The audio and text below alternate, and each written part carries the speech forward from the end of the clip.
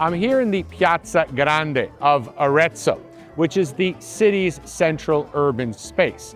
It was created around the year 1200. But today, during the holiday season, it is the location of the Mercatino di Natale, or the Great Christmas Market.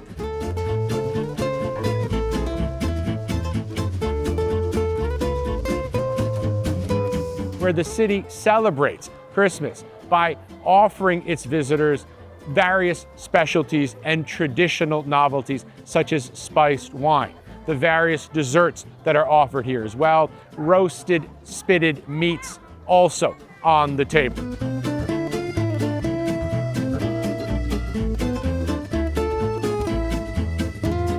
Or my personal favorite, the caldaroste, which is the Italian term for roasted chestnuts. And it's not Christmas without roasted chestnuts.